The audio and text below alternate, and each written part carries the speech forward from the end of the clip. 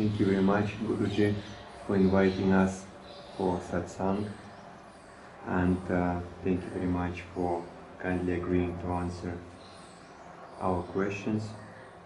So we came here, and the first question would be if you kindly explain what is the eternal bona fide understanding of the process of yoga.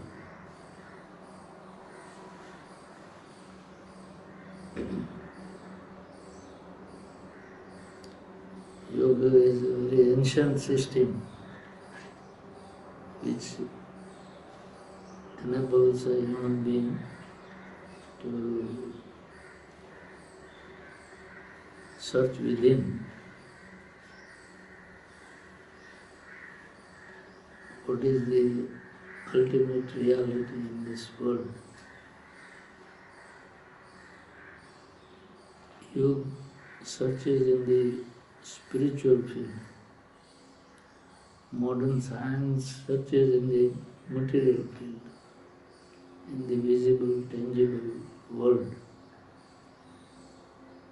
Search of yoga is inside, within us. It leads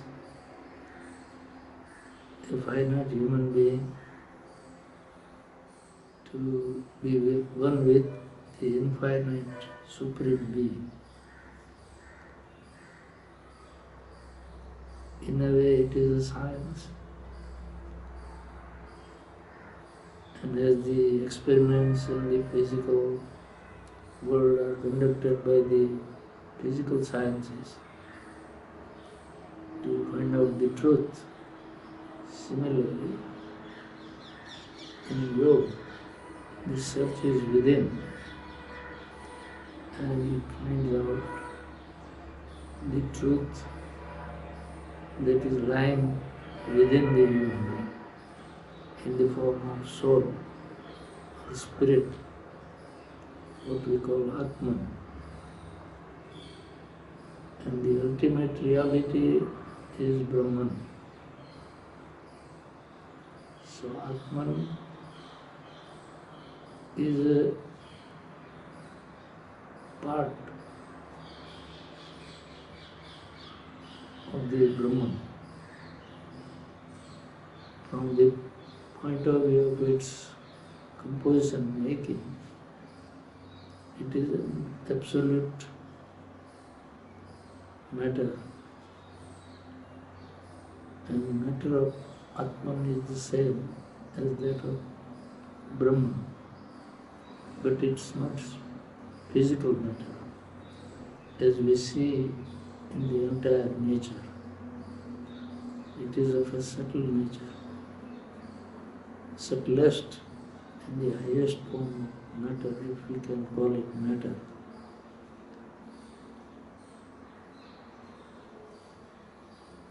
Our search can be dependent on the aid of the physical senses.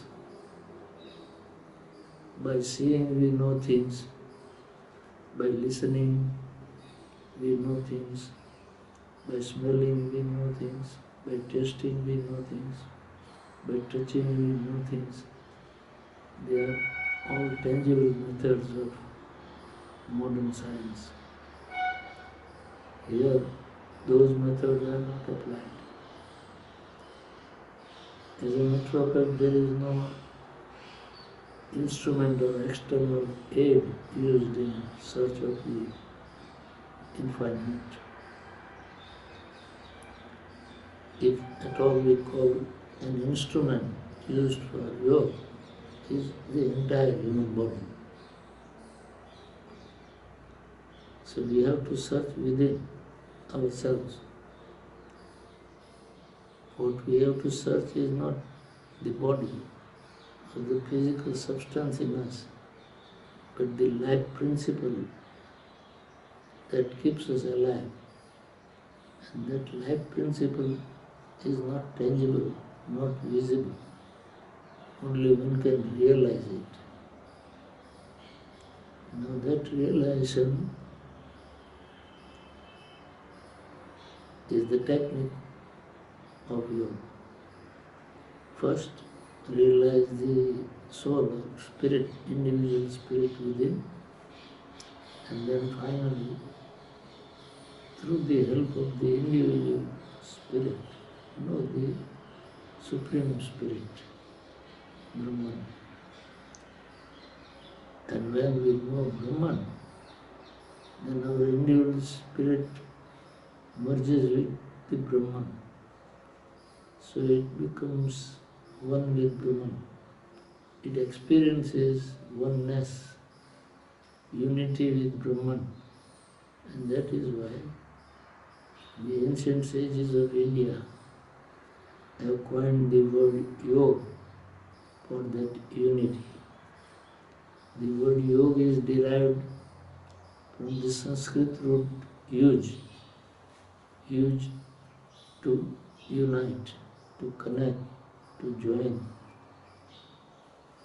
So such unison, connection is known as yoga. It is unison between individual self with the universal self. Unison of Atman with Brahman. Atman is individual spirit or soul, and Brahman is supreme spirit or universal soul. That unison is known as yoga. Yoga is a very ancient science. Though we say that the ancient sages have given this science as a gift to the mankind, it's not wrong. But beyond that, even the sages who practiced arduously with inexhaustible enthusiasm to reach the highest, also received guidance from what we call God, the Supreme Being. So in reality, the origin of yoga is from the mouth of the Supreme Being. Lord Krishna in Gita says to Arjuna that in the most ancient past, first I declared this science of yoga to Sun God. He passed on that science, subtle science of yoga, to his son Manu, our first man, what we call Adam. He passed on to his son Ikshvaku, and like that many other sages practiced yoga in the manner in which originally Lord himself brought to the human species. So we cannot put any date to the origin of yoga. Origin of yoga is as ancient as the mankind, you may say, or even more ancient, because the Lord is always there. So perhaps all sciences will be forgotten, and we will have to search for it again, anew, if the world is destroyed. But for spiritual science, the knowledge will not be forgotten, because God has given the gift of this science, so at any time it will be available to the mankind. In Indian scriptures, both Lord Shiva and Lord Krishna, who is incarnation of Lord Vishnu, they are both considered Yogeshwar, the god of yoga. So both often incarnate and teach this science to the mankind. They choose one and then the lineages start.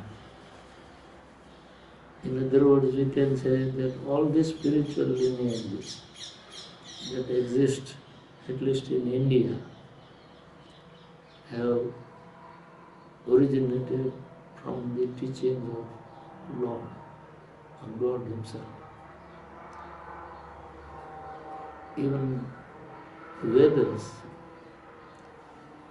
they are considered to be the words of God. First, Vedas came out of the mouth of God, Lord Vishnu. He taught it to Brahma. Brahma taught the Vedas to his mind-born sons. And from them, of the sages who came period after period, they came to know this knowledge and that is propagated. So in India we believe that all our knowledge is most ancient and historically you cannot put any date upon it, that the origin of it is so many thousands of years ago it originated. It is beginningless and it is endless too. And that is why our dharma often is translated as religion, but religion is too small a word to translate dharma. Dharma means eternal principles on which the entire show of the universe is going on. So dharma includes everything. Religion has a limited connotation, but in absence of any single word for dharma, you can say dharma is religion. It really doesn't convey the correct meaning or complete meaning of dharma. Dharma is a sum total of all the eternal truths. If you accept those eternal truths and behave accordingly, lead your life accordingly, then your soul will be elevated. If you lead your life against those principles which are eternal truths, then our lives will be miserable. That is why we call this Sanatana Dharma. Sanatana means eternal. It never had a beginning, it will never have an end. It is an eternal truth, internal principles telling the truth. And yoga also is an eternal subtle science. Anytime it will hold good, any human being, in any country, at any time, if he is capable of realizing Supreme Spirit, through yoga he can do that. So yoga is a very valuable system of knowledge, and it's not only demagogic knowledge, it is a practical knowledge. Actually, yoga is more a practice than a theory. Theory of yoga is Sankhya system, and practice of Sankhya is yoga. That is why Lord Krishna tells in Gita that one who considers Sankhya and yoga to be different or separate is like a child, means he is not a knowledgeable person. So Sankhya and yoga are two sides of the same coin. One is theory, one is practice. You cannot separate practice from theory and theory from practice. So whatever the textbooks say, whether it is a religious textbook or yoga textbook, what they say can be realized by practice. And so yoga is more a practical science. But physical sciences have their laboratories in which you can make experiments about the external visible world with the help of various instruments which you can handle. But yoga doesn't have such material instruments, and it's not searching in the external tangible world, it is searching within into the spiritual world. So its laboratory is human body, and every one of us is human body. We need not go out to search a laboratory. We ourselves are a laboratory, and no money is required to be spent for the research. For sending a man into the space, how many dollars do you spend? A lot. Here, not a cent is to be spent. Only requirement is your body, your enthusiasm, your readiness to go within and make experiments.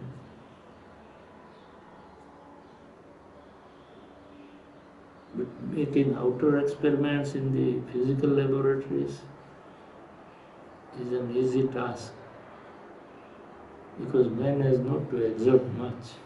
Instruments help us to achieve whatever we want to achieve. Of course, we have to use our brain. But here you have to use totally your own self, body, mind and soul. And if you make inexhaustible effort, body, mind and soul dedicated to yoga, one can certainly realize the truth that lies within us and also into the entire space. Yoga's limit beyond time and space. Yoga transcends time and space. Physical modern science cannot transcend time and space. It has to utilize the parameters of time and space to understand their researches. Yoga is for transcending time and space. Transcending time and space means becoming immortal. All physical researches can bring you happiness. Perhaps it can take you to other planets. Happy journey outside or bring you a lot of material comforts in life. That science has contributed a lot, you see. You can make cool countries hot and hot countries cool by gadgets, electrical gadgets, but it cannot elevate you spiritually, not even to the least. Virtually, unless we become spiritually elevated, real happiness will never dawn upon us. All material facilities and happinesses are momentary. Happiness brought by yoga, spiritual science, by realization, is supreme bliss. And once you taste that supreme bliss, once you reach there, unhappiness will never come before you. So that is eternal happiness.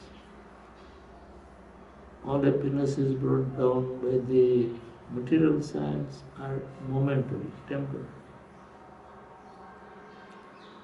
But most of us are satisfied by momentary happiness. So we don't bother about the eternal happiness. But if anybody really wants to be eternally happy, then one has to take resort to yoga.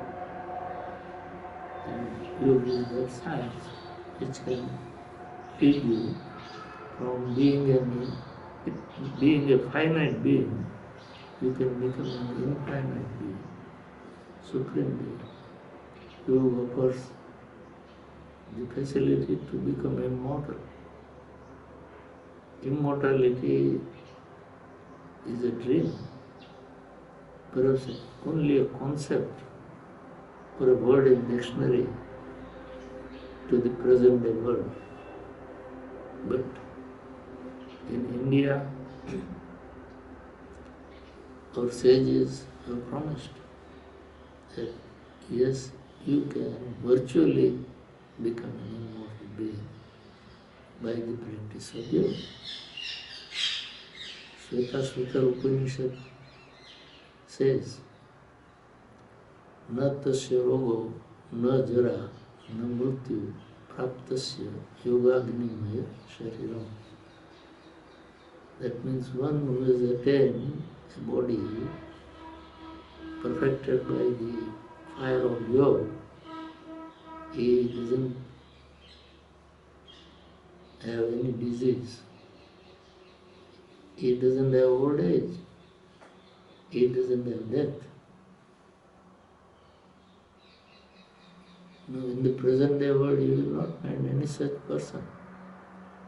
But if yoga is properly practiced, this result can be achieved.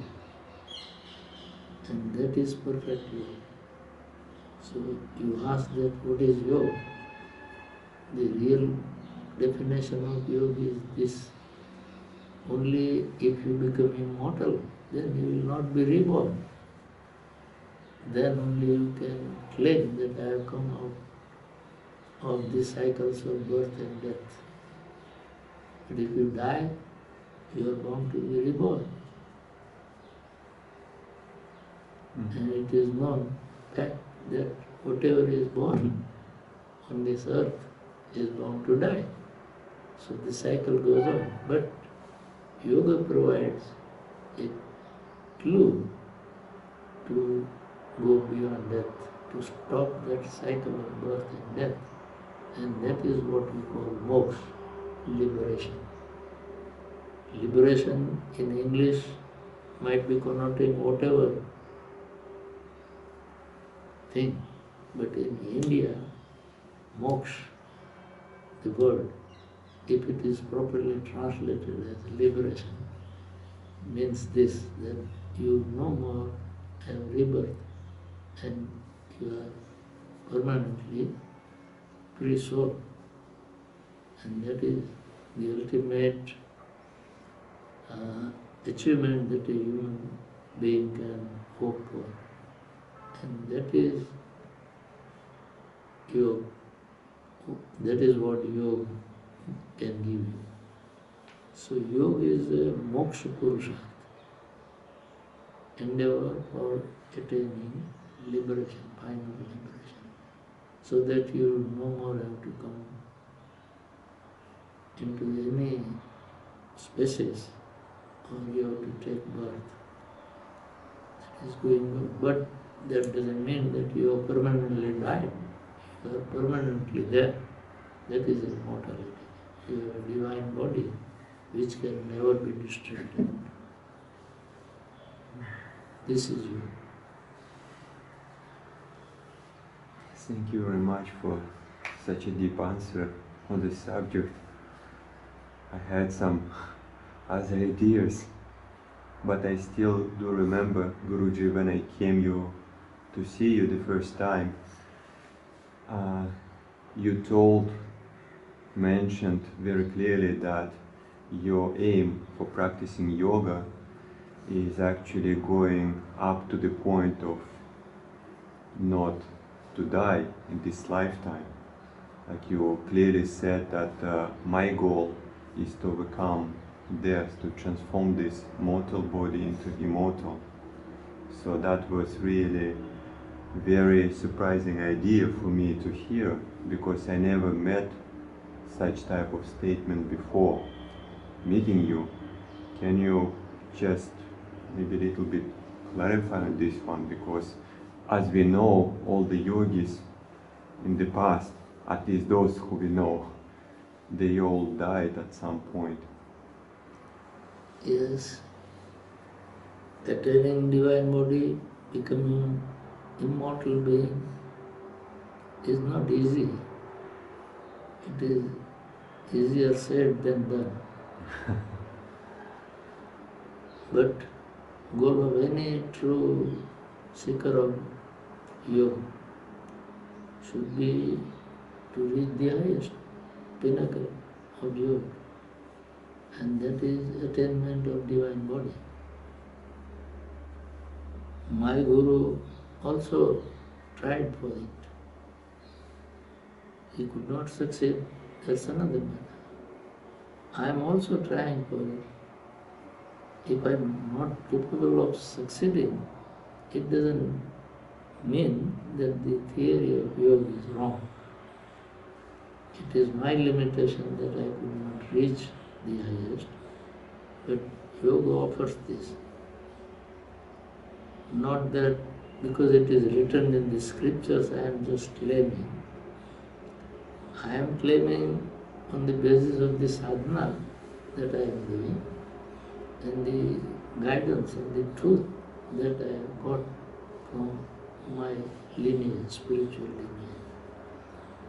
As a matter of fact, our spiritual lineage originates from a Supreme Being, as all the lineages originate.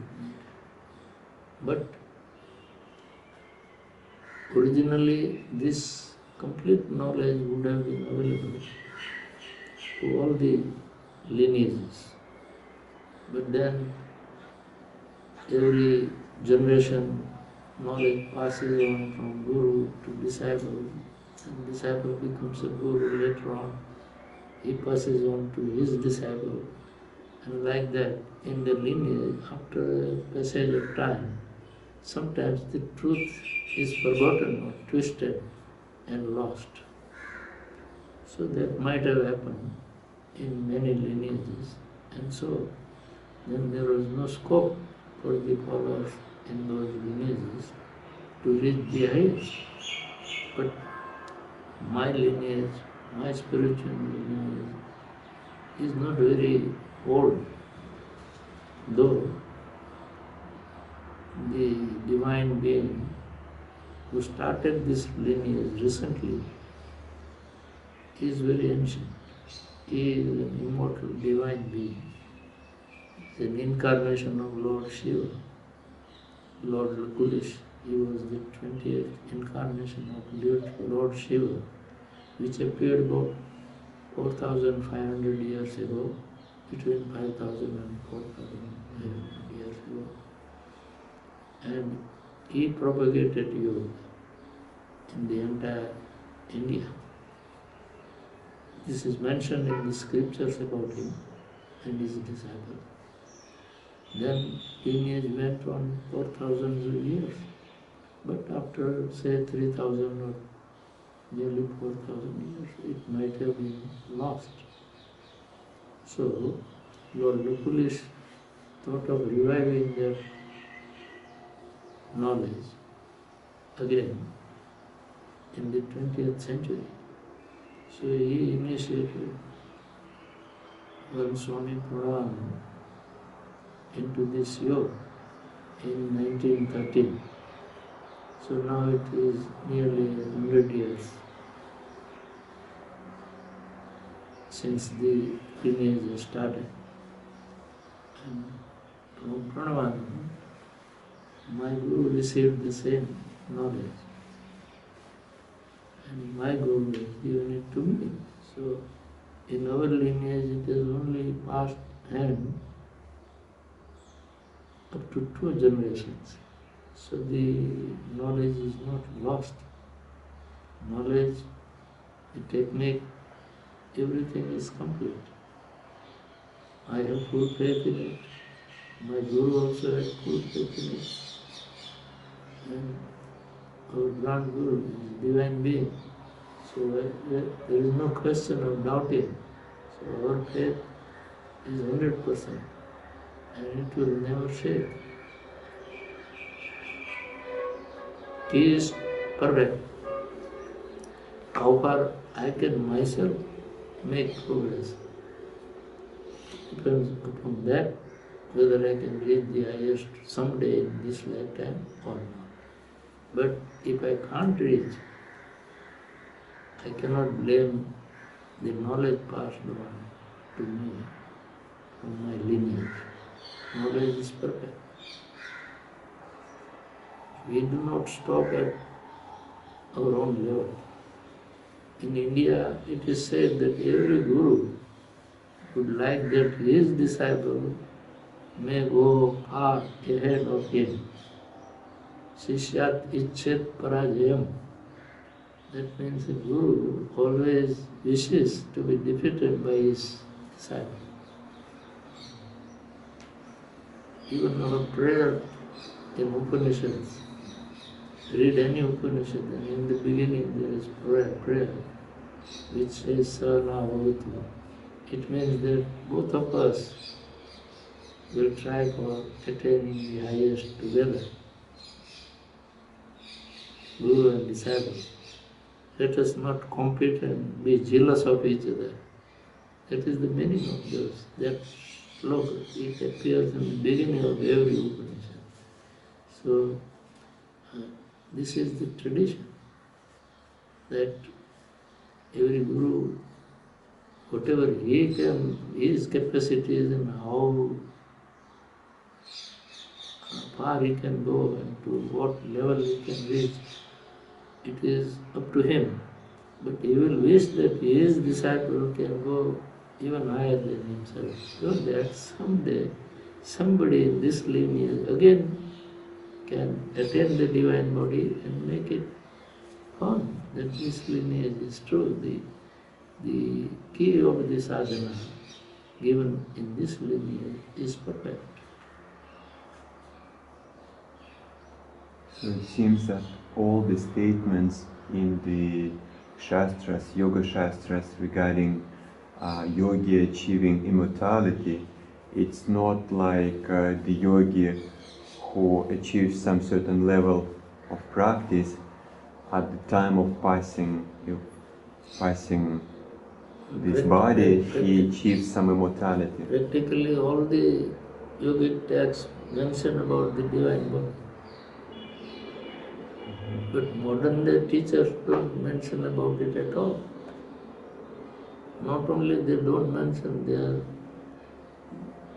they just express surprise that how can this be?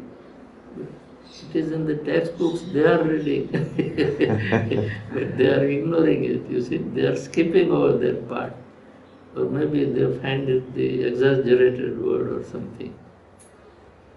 In the manner of Divya Sharir, Divya Vapu, Divya Tanu, all these words are there in the scripture. Yes, and many scriptures, including Gita, says that you have to transcend the diseases, old age and death. What does it mean? Same thing as divine body. If I want to transcend death, first I must stop aging. You see, aging is a decaying process. As years advance, a child grows into a youth, he gets bigger, and after youth, he becomes somewhat slow, and then he starts aging, then he becomes old, then again he has to walk with the stick in hand, and then someday he will die. That is decaying. Life grows and decays. A plant grows and decays. A tree grows and decays. Like a building also built and it is destroyed. Right. So everything in this world is like that. But if you want to conquer death, become immortal, first you must stop old age. And in order to stop old age, first you must stop diseases. If you contract disease and if you become sick and ill, you are bound to be old. So, first, avoid diseases, make your body pure. Your body purification is the first thing that yoga requires. Even before you can reach the samadhi or dhyan, meditation, dharana or pratyahara, you have to purify your body. All the channels of the body should be purified. That is called nadi shuddhi. Nadi is the channels of the body. Channels of physical body and channels of subtle body within us. There are so many channels. In yogic texts mentioned that they are in thousands. All channels should be purified. If the channel is not purified, with an impure body you cannot expect to have pure mind. A sound mind in a sound body, that is a saying. Right. So if you want to make your mind sound first, make the body sound. That is the first requirement. That is nadi shuddhi. Then comes chitta shuddhi, purification of mind. And then both are purified, then you become sattvic. Till then you remain rajasic and tamasic. Rajas and tamas are lower qualities which brings all the ailments, all defilements in our thoughts and all that. So, in order to become sattvic, one has to overcome rajas and tamas and purify the body and mind first. And that's a very long way to go. It's a big ocean. You can swim in a swimming pool, or you can swim through the channel, but going through all the seas of the world at a time. Yet human being has not been able to do swimming. Huh? In a steamer you can. Here there is no instrument, no steamer, no boat. Swim yourself. The ocean of mundane existence, sansara. So, body purification is very essential in this. And that is why all of you must be aware that yoga begins with practice of Hatha Yoga, practice of asana, pranayama, shatkriyas, all that. They are all for purifying our system, physical system.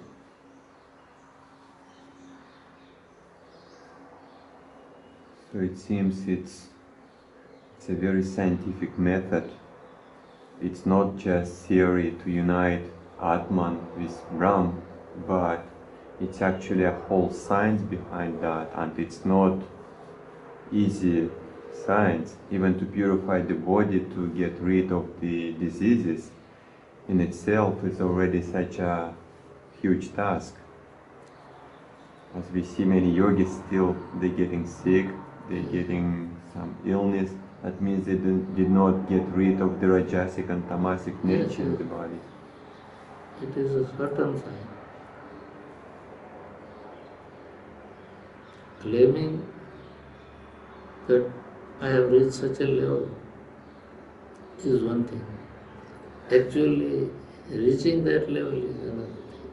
My experience is that this is a very, very difficult path, and it may take not only years, perhaps many lifetimes to complete it.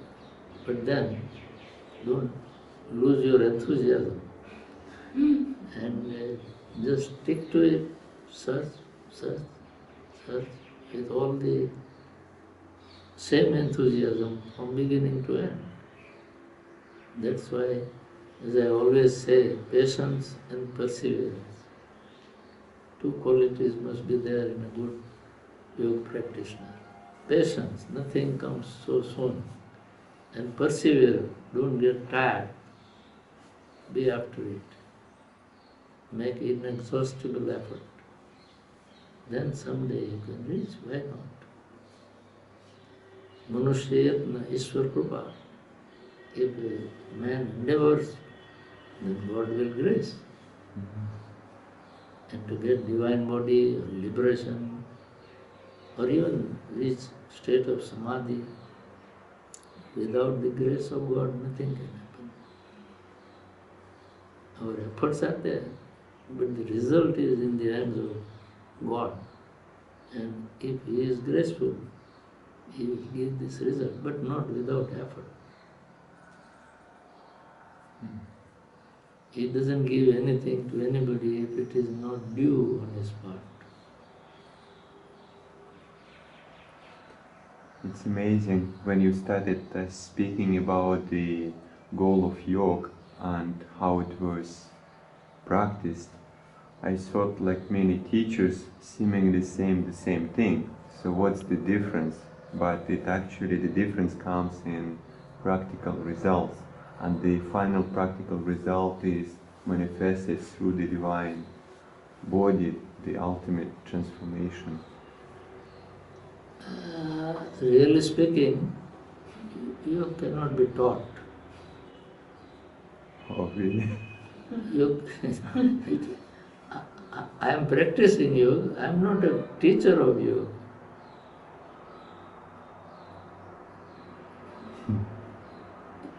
People say that I am guru, but guru is a spiritual master, not teacher. He has reached the level, that is his own level. But does it mean that he should teach? Till I get the divine body, I think I should not teach.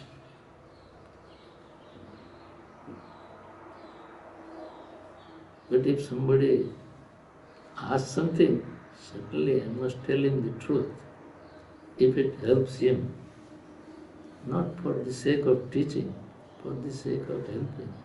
And that's why I don't leave my ashram, don't go anywhere. But thousands of people feel that they are my followers. But I don't teach all followers. If some genuine seeker comes and I find that he can do something, I certainly help him.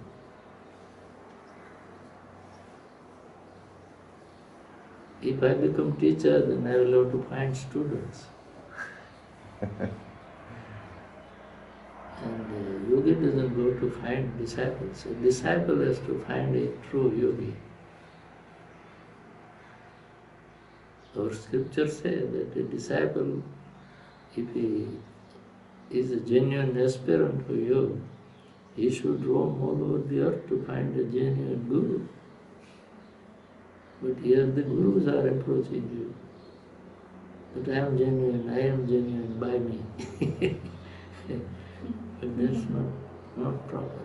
But every person has his own view of life, and but my view is this, that I would first like to make me perfect, then I can help others to become perfect. But if I am imperfect and I run out to people and say, I can make you perfect, it is a laughable thing. Right. That's actually very unique way of understanding that until I achieved perfection, how can I become teacher? Yes. You see, the real spiritual preceptor, the master, is one whose eyes don't blink, who doesn't need to breathe, he doesn't need to sleep. And even if he walks and talks and eats and does whatever, he is always in samadhi, which can never leave him. That is highest samadhi, nirvikalpa. There is no other option for him except remaining in samadhi. Then he can't, even if he wants to be an ordinary human being, he cannot. Even if he wants. That is the definition, you see. But why should he want to become an ordinary? But such a person, if you find anywhere in the world, I would like to meet him and prostrate at his feet. Till then, nobody has the status of being a teacher, spiritual teacher. So if somebody is in Nirvikalpa Samadhi, he is not gonna die. Pardon? If some teacher is in Nirvikalpa Samadhi, that means he achieved the divine body and he will not die. Yes, divine body is still higher than Nirvikalpa Samadhi, you must understand. Divine body is not a very easy toy to be purchased from market. It is much higher position. You see, once you enter Nirvikalpa Samadhi, then there is no other state for you. You are always in Samadhi then, continuously. And that continuous Samadhi, when it lasts for 24 years, continuous, then your body becomes completely divine. No, I understand. I have written a book on divine body through yoga. In that I have mentioned all these things, how divine body is achieved. And I have given support from the scriptures. I have not achieved the divine body, so I have to take support of scriptures. But what I have understood, and it's to my mind, it is a correct understanding how it is formed. And there is a backing of what the scriptures say about it.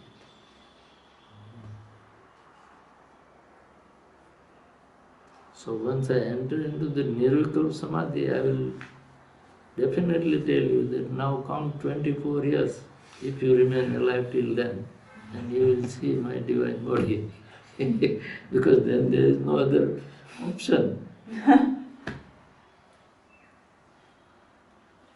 So it's actually a very important point that first you have to achieve, and then you have still to have time remaining for accomplishing this sadhana you stepped into. Then it is like this, you see, we send the rocket, and then it goes out of the atmosphere of the earth. Then force of gravitation of earth cannot pull it back. Then in space, what happens to it? It just goes without fuel. Right. So like that, Nirvikalpa Samadhi is out of the atmosphere of the earth, then you are in space going till you strike with something, till then no stoppage. So here there is no striking. You go into the... That's why what I am saying, it is going beyond time and space.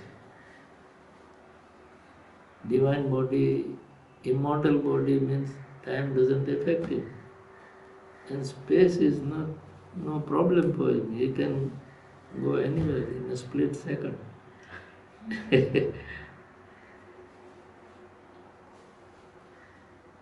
Guruji, is it possible for a normal person as myself to understand who is situated in Nirvikalpa Samadhi and who did not yet achieve this state? No. You say that a normal person like you, how can he understand? But if you ask me, the same problem is with me. How can I understand that this man is perfected yogi or not? But I am fortunate because I have seen the perfected yogi. I have seen my divine Guru, Lord Lakulis, by his grace, not out of my effort. So, I have no doubt and no question. Now I can recognize. because I have seen divine body. And in my book, Infinite Grace, I have described all these things.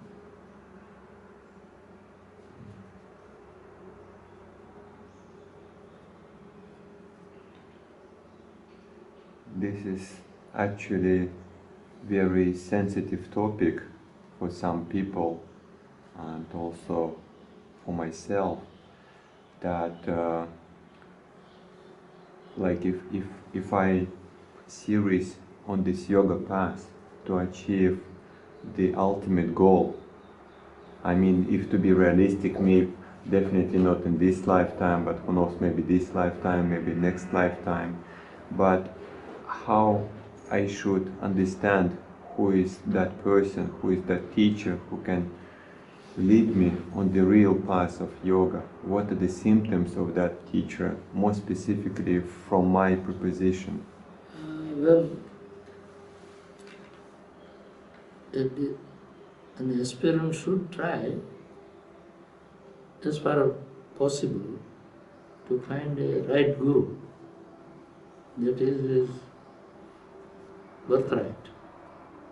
But to say that in this way you can find a right guru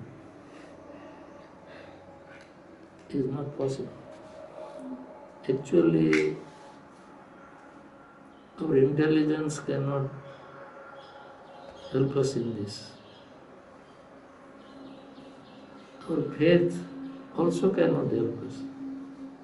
What can help us is our destiny.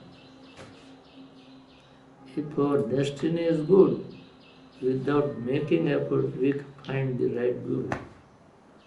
If our destiny is not favorable, in spite of all the efforts, and when we finally choose that he seems to be the best, and he may be the wrong one.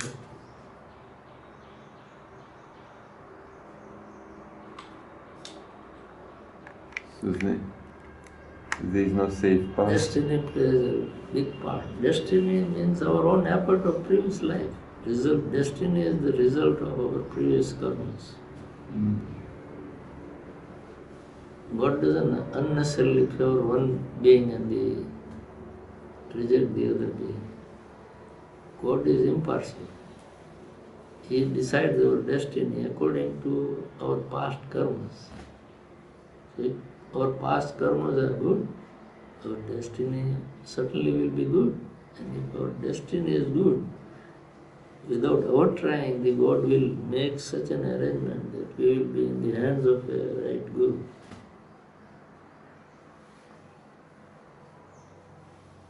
For this again read my book, Infinite Grace. How my guru met his guru and how I met my guru and how it had happened. That will make this point very clear.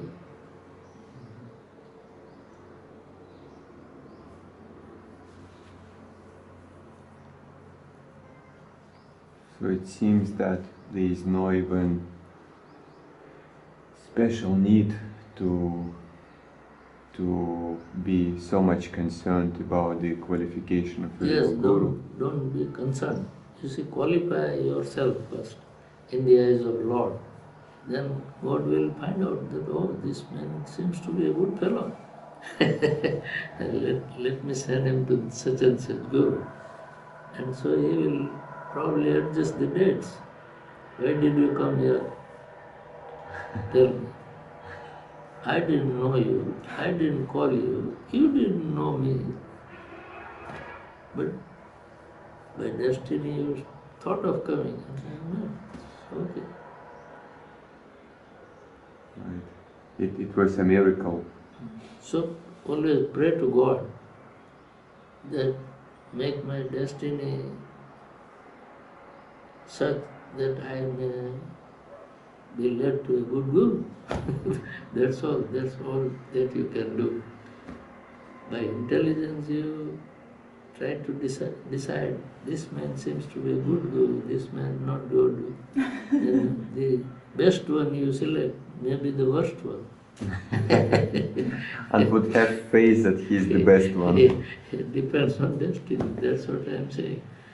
There is no yardstick to measure a good guru and a bad guru.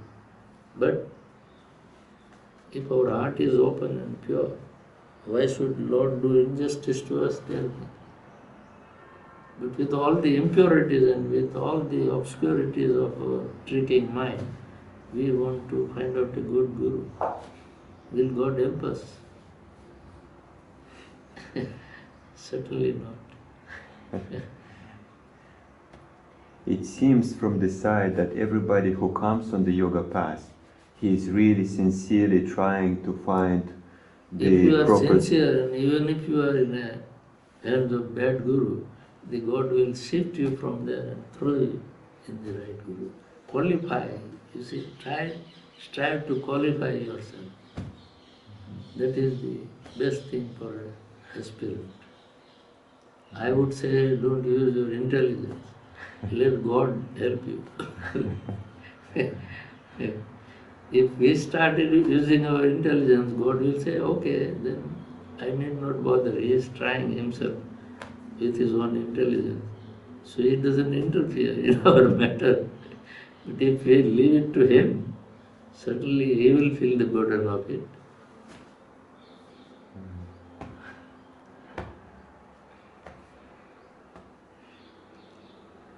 But then the other question comes, also some people share this idea that if I have the divinity in myself, as you was mentioning that yoga is actually enter my own body as a laboratory and put certain experiments and go through the scientific process of yoga in order to achieve that highest state.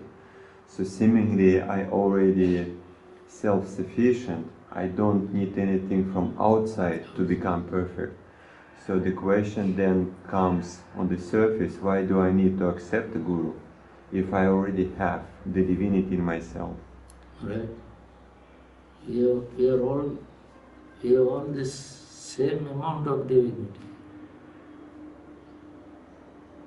But that divinity can be enhanced by our effort. And that divinity can be reduced by our contrary efforts. For example, when we were all born as children, small child, we had the faculty of seeing, faculty of hearing, faculty of thinking. All faculties were there. Faculty of handling, faculty of locomotion. But there was need of somebody who can teach us language, who can teach us how to walk. Right. What have you learnt in this world without the help of someone else?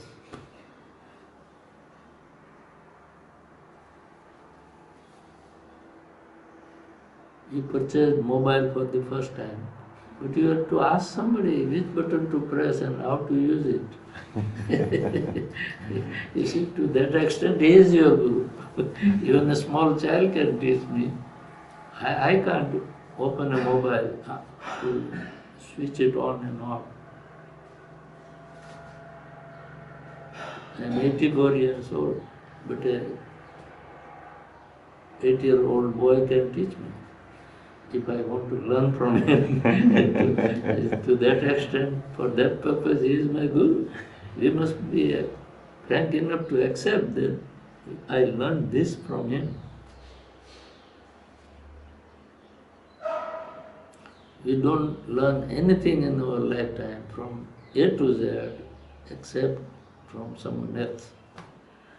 So divinity, the same divinity is in us. All faculties are in us, but for developing that faculty, we do require somebody's help for the first time. That is Guru. This is a spiritual field. So you must learn spirituality from someone. But to say that I have divinity and I don't care for anyone, I will find out myself, that is simply ego and nothing more.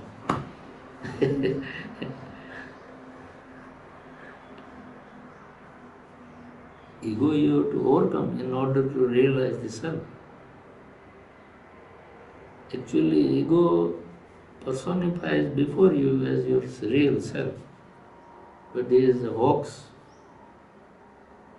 Many people, sometimes I read in newspaper, they put on the false dress of police and go to people and just threaten them and Get money. ask for money, you see, in the dress of police, but really they are not police people. It's only false dress. So our ego is police, false police. Our soul, inner soul is the real self. But our ego is a cheater. Everybody's ego is his own cheater. And we have to go beyond this ego. You have to conquer ego. Then you will conquer mind and intellect. Mind doesn't want to think, but ego asks him to think for it, on his behalf. For it. Intelligence doesn't want to make tricks, but ego asks him, do it on my behalf. Everything ego wants to do, and all servants have to obey. Ego is the king, intelligence is the queen, mind is the minister. And our senses are the lower officers. So ego makes them all to run and work for him. He wants to enjoy. Who wants to enjoy? Not our soul. Soul doesn't need anything. Our ego requires it. So if somebody feels that, oh, divinity is within me, why should I go to a guru? That is egoistic thinking by itself. And to such people, they have reached where they want to reach. They want to realize ego. They already have realized. If you want to realize your spirit, the soul, real soul within, that is yours. That is first self-realization, then God realization.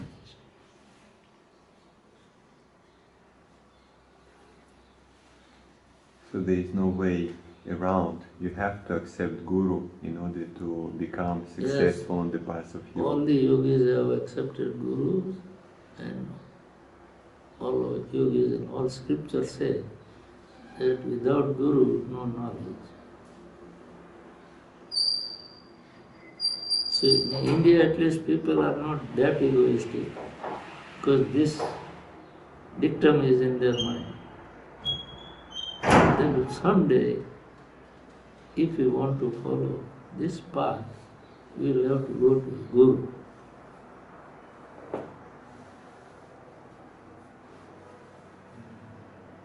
So first hurdle is already crossed if you are born in India. Because from childhood you understand that Guru is a must.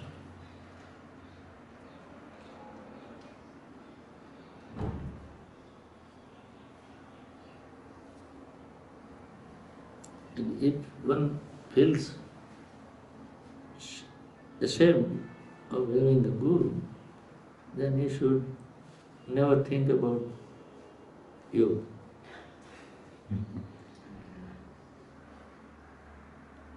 In that case, yoga or gurus will not be at a loss. Only person who thinks like that is at a loss. But that is his destiny, that is his fate.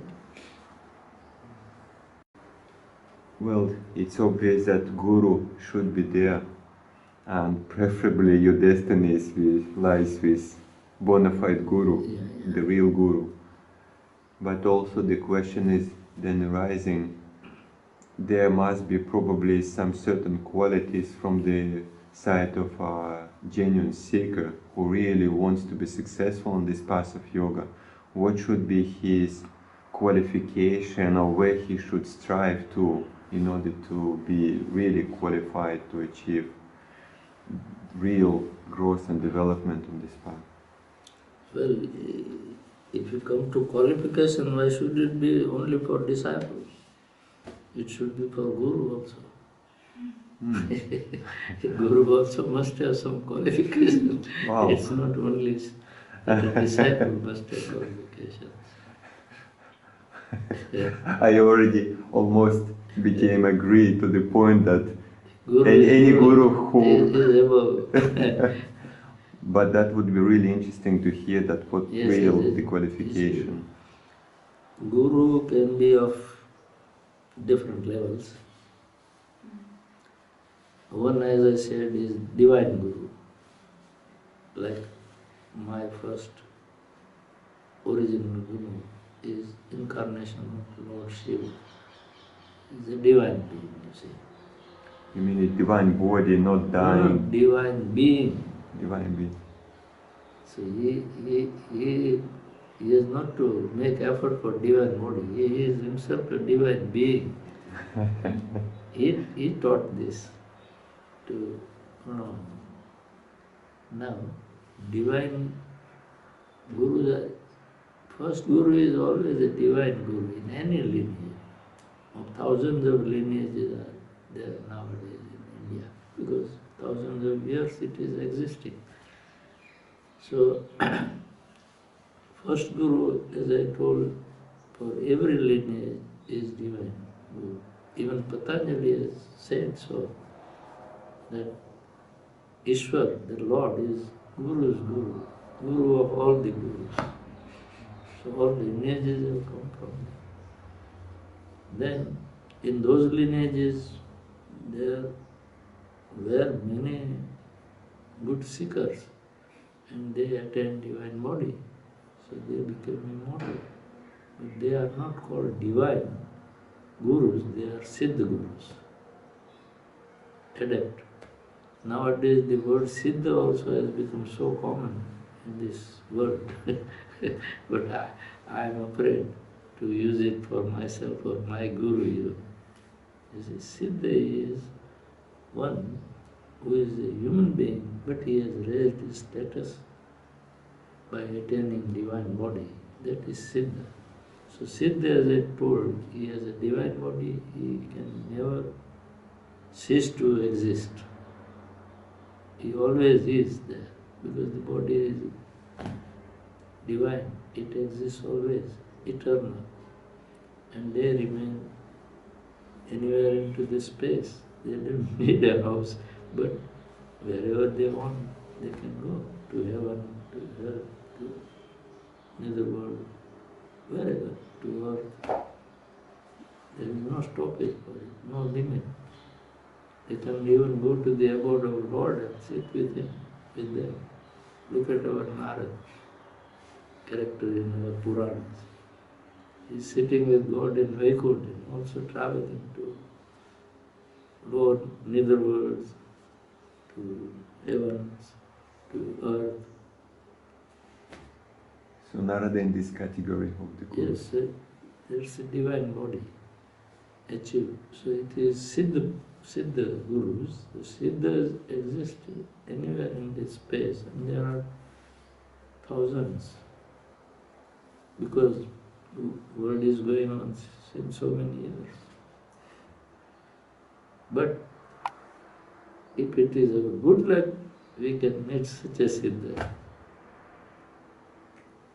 But a Siddha of that sort doesn't come and loiter in the streets of Moscow to see what is being sold here that we have a chance to meet him. It's only if our destiny and God wishes to help us, such a Siddha directed by God will meet him.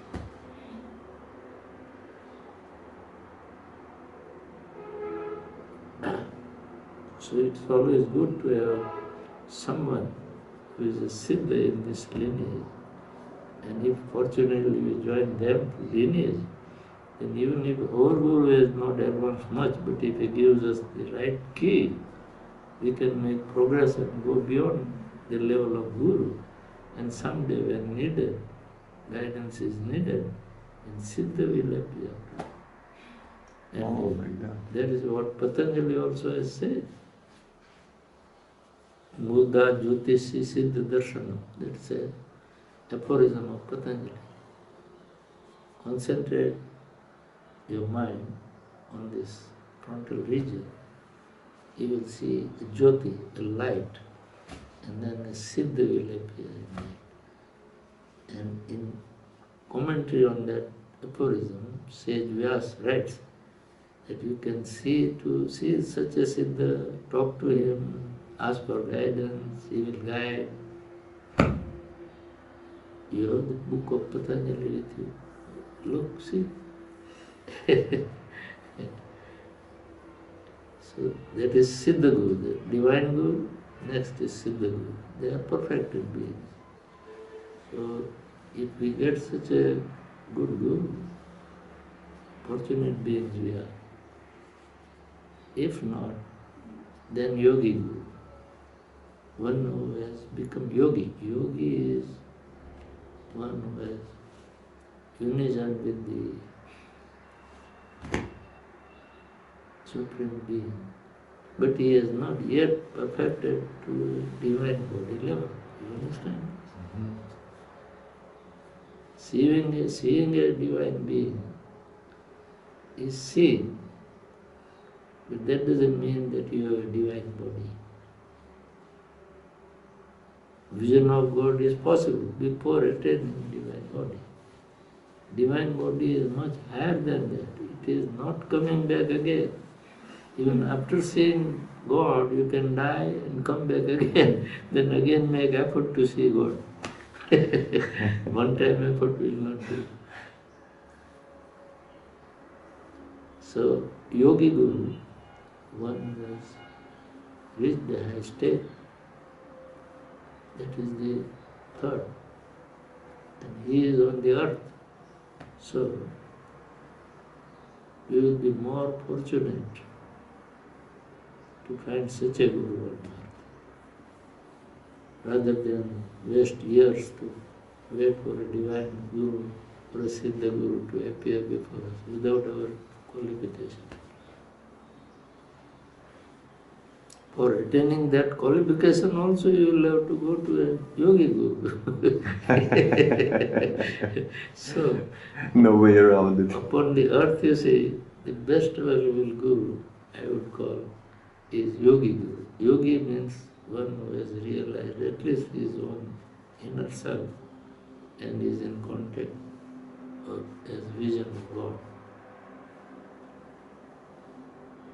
He will not misguide you because he knows the path. If such a Guru is not available, then other types of Gurus are available. I would not call them Guru, but Nivrutti Margi Sadhak. Mhm. Sadhak is one who is continuing his sadhana but has not yet realized his own self or vision of God. He is lower than Yogi Guru. So he is not Guru, Sadhak, but he can play the role of Guru for some people. He should not, but he can. Because it is his sweet will. At least he knows something. He is doing sadhana. You see, so he can say that I am also knowing, I am also a teacher.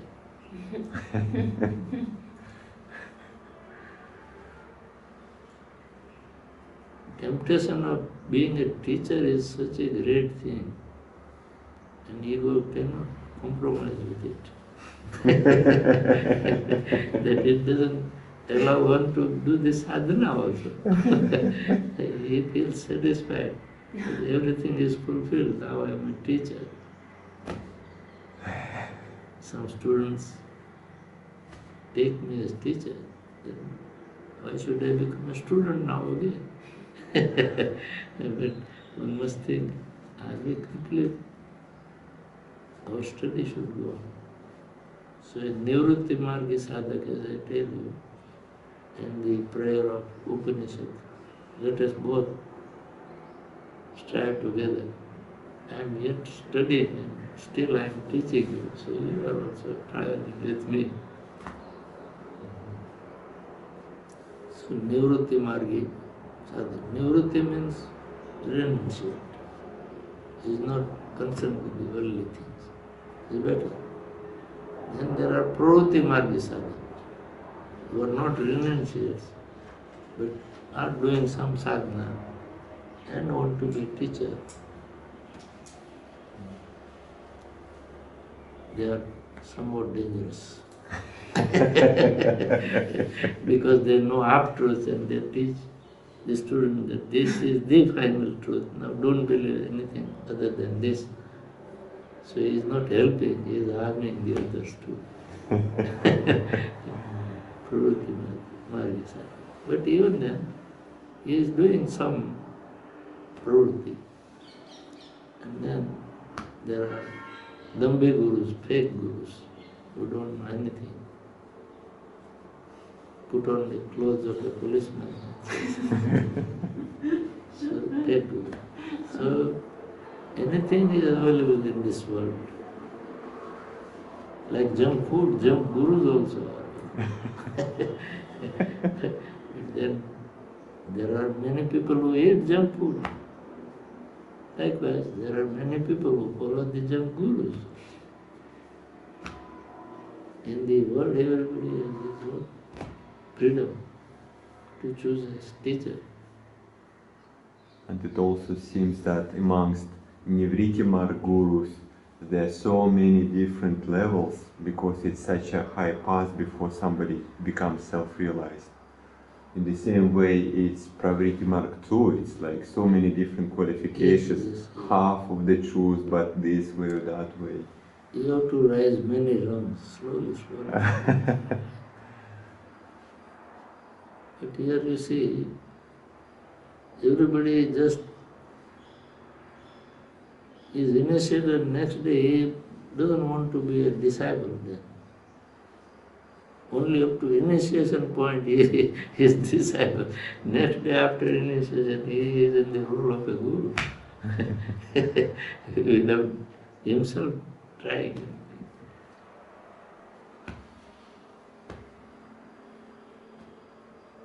So qualification of a guru also is necessary, as I told you. Now qualification of a disciple, as you are asking. Our scriptures say that a disciple must have 4 qualities: vivek, vairagya, mumukshita, and shat sampati. Vivek is discriminatory thinking.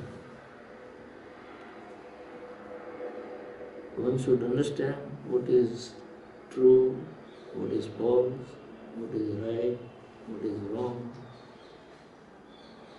And if he does the right judgment, arrives at the right judgment, that is discrimination. So that is vivek. So first a disciple must have vivek, discriminative faculty of trying to understand and deciding what is correct, what is not. Second requirement of a disciple will be vairagya, detachment from the worldly concerns. If one cannot become detached from the worldly concern, one should admit and take it for granted for himself that I am not a fit disciple. Third, mumukshita. If you have vivek, discrimination proper, if you are detached from the worldly attractions, then you must have only one goal, attainment of liberation, that is mumukshita. Only desire for achieving liberation, moksha, that is mumukshita. Only goal to be achieved in life.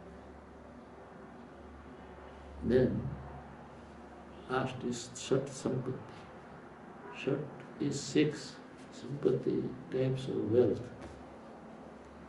not in terms of money or land or building, as we in the worldly life have the property.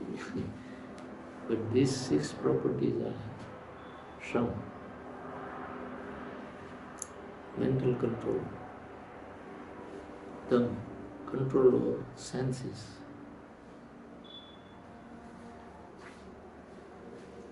then titiksha, ability to suffer, undergo any hardship. Uparati, that is not interested to any worldly objects of senses. Then Shraddha, complete faith, not temporary.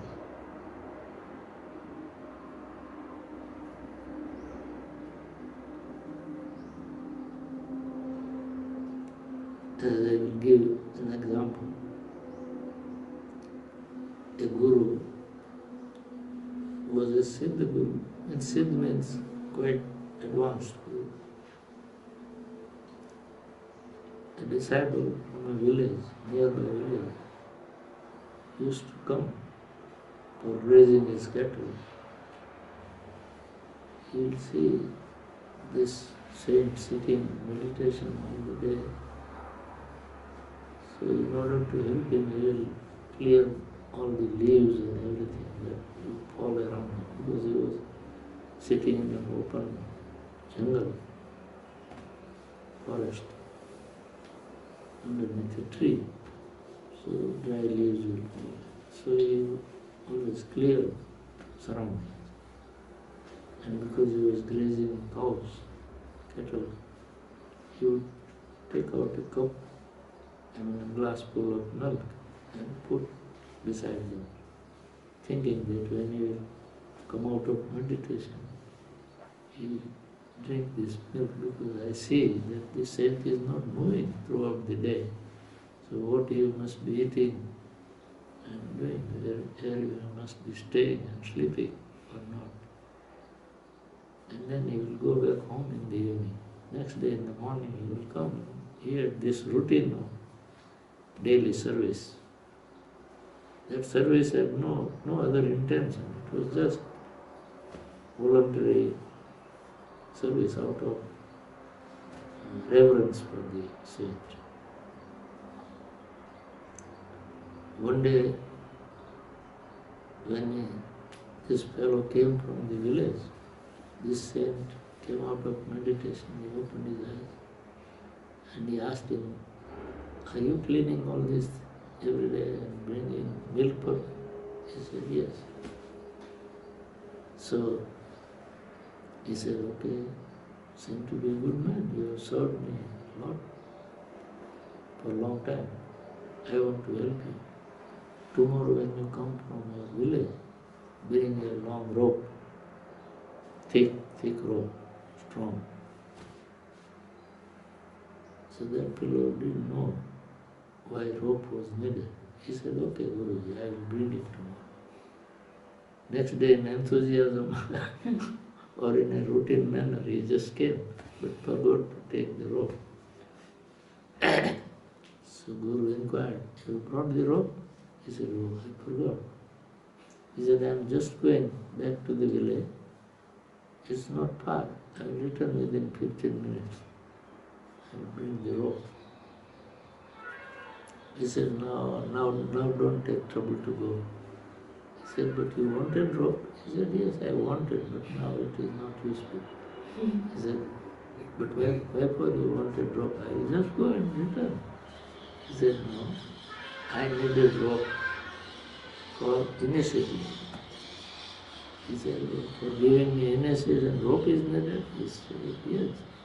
In initiation, rope is not needed, but I had decided to initiate you when you are in this well at the half level. So I wanted to tie your rope around your waist, and then I would lower your body into the well, and when you reach at the half level, I would initiate you." That was my plan. But now only 5 minutes are left. So if you go to the village and return after 15 minutes, rope will not be useful. So he said, oh, Guruji, you wanted to initiate and still 5 minutes are left. He said, yes. He said, well, I will go, jump into the well. When I reach half level, you initiate me.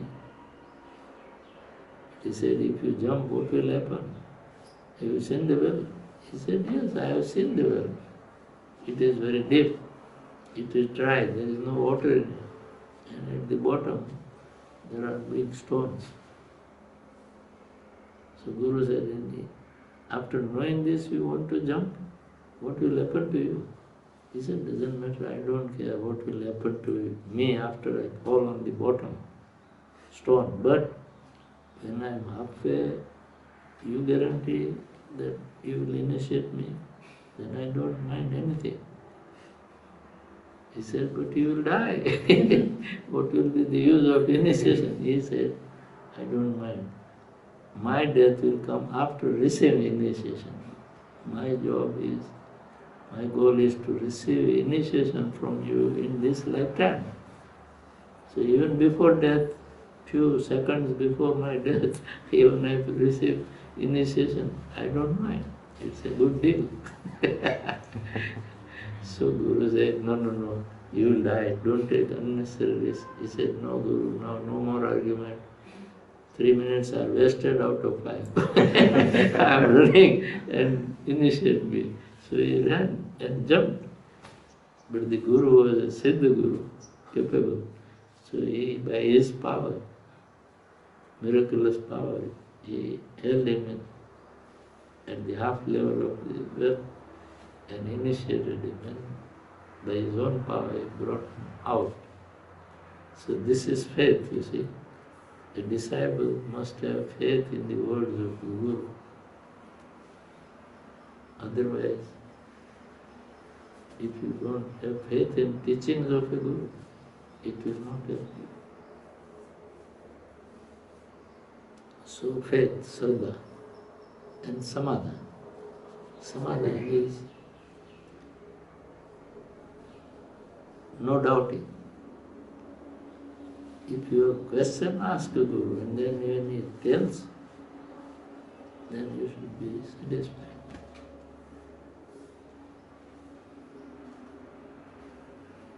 That is samadha. So these qualities should be in a disciple. Guruji, how this uparati different from vairagya? Oh, vairagya is born out of the real knowledge that we get by experience from within. That is vairagya. Uparati is you are trying to go away from the worldly attractions. That is uparati.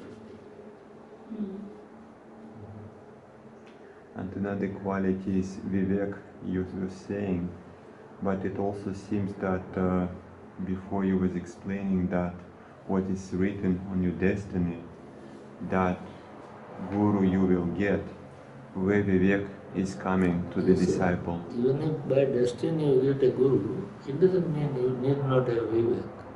You must have all these qualities. Only then your destiny will be good. That's what I am saying.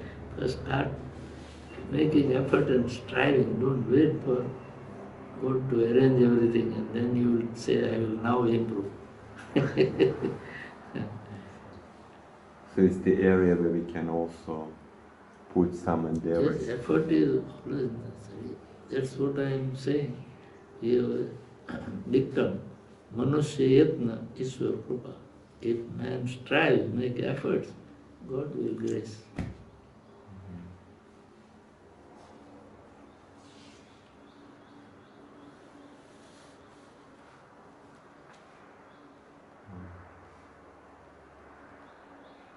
It is very clear, Guruji, very clear explanation of yoga, of the highest goal and about the guru and the disciple. It's really a lot of information we should really understand properly and contemplate on it. As you was mentioning once, if you hear this once, or if you read it once, you still not understand it. Fortunately, we could record this conversation, satsang, today, so thank you very much for giving us this valuable time and let us be deserving your followers. You